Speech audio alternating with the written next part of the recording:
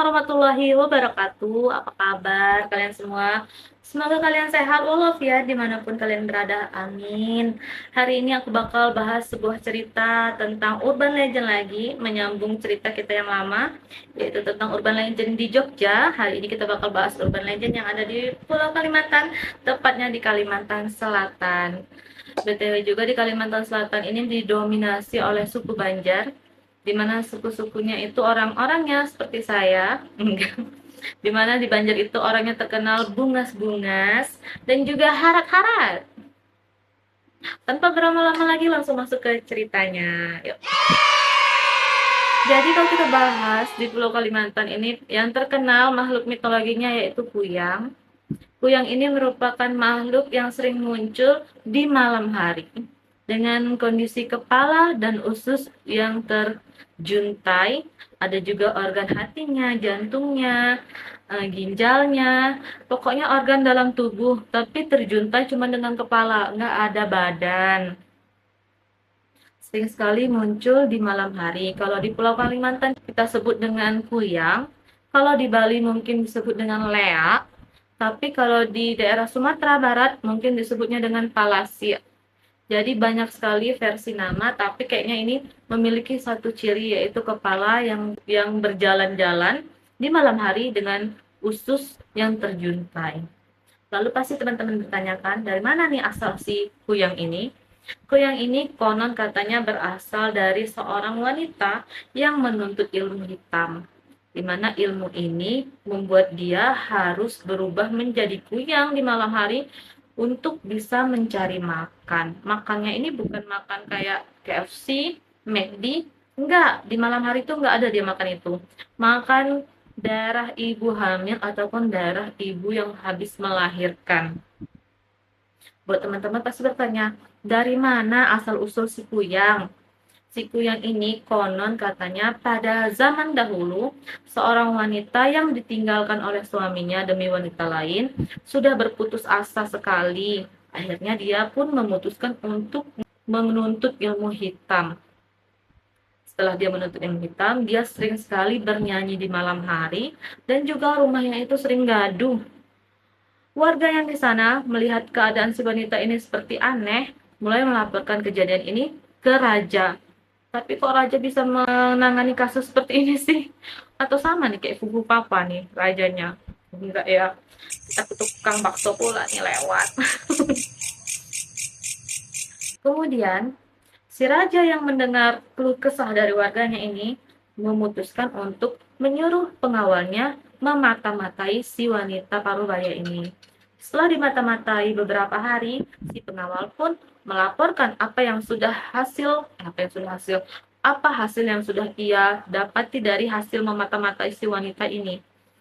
Akhirnya raja pun memerintahkan untuk pengawal menangkap si wanita itu, tapi dalam kondisi hidup ya, biar saya bisa interogasi. Akhirnya panglima pun di malam hari merencanakan untuk menangkap si wanita dengan cara mengendap-endap ketika dia tidur. Tapi naasnya ketika si pengawal masuk ke rumah si wanita, wanita ini langsung tahu dan mulai mengoleskan minyak kuyang di lehernya dan berubah menjadi kuyang. Dalam waktu yang sekejap, si panglima pun langsung tewas. Ketika di pagi hari, si raja menunggu hasil tangkapan dari panglimanya. Namun sampai siang hari si panglima tidak kunjung datang. Akhirnya raja pun memerintahkan panglima yang lain untuk menyusuli panglima yang diperintahkan untuk menangkap si wanita. Sesampainya si panglima ke rumah si wanita itu, ia sangat terkejut karena dia melihat temannya, seorang panglima dan beberapa orang itu sudah tergeletak di lantai rumah dalam kondisi tidak bernyawa. Si panglima itu pun langsung berlari keluar rumah dalam keadaan yang ngos-ngosan dan mulai berteriak, tolong, tolong, tolong. Akhirnya warga yang mendengar teriakan panglima itu pun langsung mendatangi si panglima dan berkata, kenapa? Katanya, oh di sana, di sana, di sana ada mayat, ada mayat. Akhirnya warga yang penasaran pun berbondong-bondong memasuki rumah si wanita dan mereka sangat kaget karena melihat panglima yang cukup tersohor, terkenal kuatnya itu sudah tergeletak tidak bernyawa di rumah si wanita parubaya itu.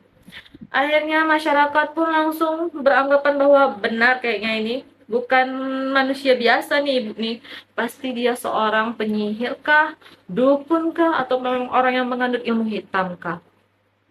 Namun si ibu itu tidak ditemukan lagi di desa itu setelah kejadian itu.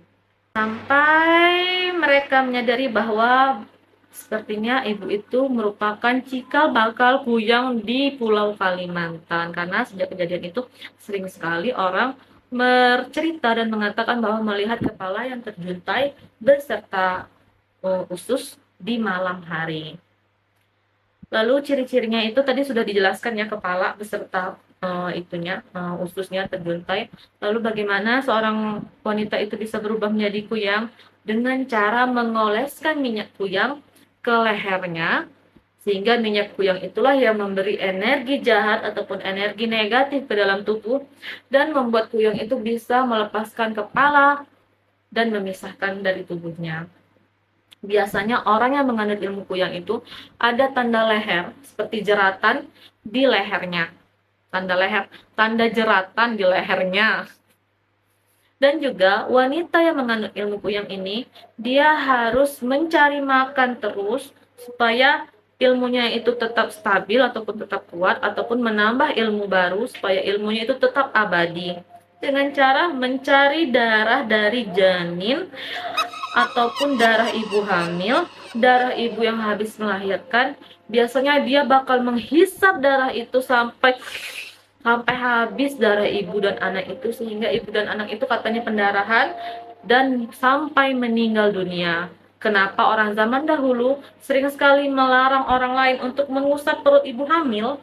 Ini alasannya, supaya tidak ditandai oleh kuyang, karena kuyang ini ketika siang hari dia itu sama seperti manusia, nggak ada beda, masih bisa ngutang di warung, masih bisa ke pasar, masih bisa gonceng tiga kalau siang-siang, ya seperti manusia biasa. Tapi kalau malam hari dia berubah menjadi kuyang untuk menambah ilmunya. Dan ilmu kuyang ini harus diturunkan ke keturunannya. Kalau dia tidak punya keturunan ataupun keturunannya tidak mau, dia tetap harus menurunkan ilmunya ini ke orang lain yang bersedia menerima ilmunya. Kalau tidak, pasti dia tidak bakal bisa meninggal. Walaupun sudah keriput, walaupun sudah banyak ulat dan belatung, walaupun tinggal tulang, tetap nggak bisa nih roh dengan badan berpisah. Karena apa? Karena Tuhan pun tidak merestui. Bukan, ya sih itu juga sih, karena ilmunya belum diturunkan ke penerusnya. Makanya sampai sekarang orang di sana yakin bahwa tetap ada kuyang, meskipun sudah jarang terlihat, tapi masih ada kuyang yang masih ada di Pulau Kalimantan itu, karena memang harus diturunkan nih, kalau nggak bisa mati tuh orang. Lalu pasti banyak nih, apa sih yang ditakutin oleh kuyang? Jadi kuyang ini konon katanya takut dengan bawang merah, apalagi bawang merah itu tunggal, dan juga dia takut dengan seperti jeringau banglai, dengan ayat-ayat suci Quran, dengan jimat-jimat. Orang di sana yakinnya seperti itu. Aku juga seperti itu, waktu aku hamil itu ada jeringau banglai, ada buah kundur, ada yasin, ada gunting kecil di bawah bantal. Itu dimasukin mamaku dan mertuaku, mereka kompak menjaga aku sih, menjaga aku. Dan masih di Pulau Kalimantan, kita bakal bahas urban legend tentang inguan. Pernahkah kalian mendengar inguan? Inguan ini merupakan hewan peliharaan yang dipelihara oleh tuannya untuk menjaga tuannya dari serangan musuh, dari orang jahat, dari yang jahat-jahat lah. Jadi inguan ini bukan hewan peliharaan biasa seperti kucing, ayam, hamster, anjing, dan lain-lain, bukan. Melainkan dia seperti hewan gaib yang dipelihara dan juga tidak bisa dilihat oleh orang biasa, tapi si empunya ataupun si pemiliknya ini bisa merasakan hadirnya si inguan ini, ataupun sering sekali mereka bercengkrama bersama. Inguan ini seperti hewan-hewan ganas seperti ular kobra, ular sanca, harimau, beruang, buaya, pokoknya hewan-hewan yang dianggap ganas itu menjadi inguan dari orang-orang zaman dahulu.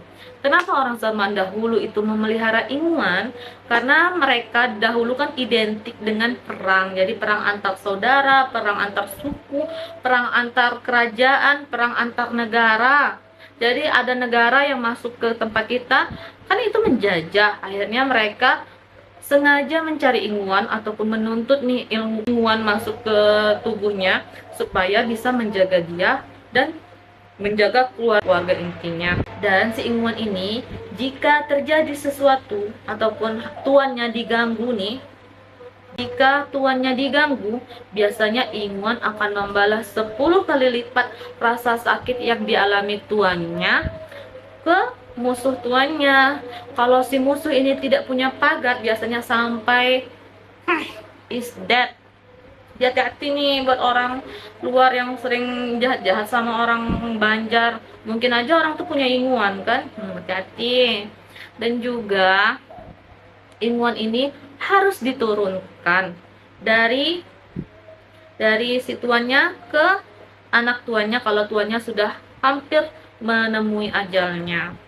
Biasanya bukan tuannya langsung berkata, inguan kamu ikut ke anak nomor 3 ya, karena ini anak saya cukup lemah, cukup harus ada yang jaga. Tidak, si inguan ini memilih sendiri siapa tuannya yang baru, tapi tetap dari keturunan tuan yang lama.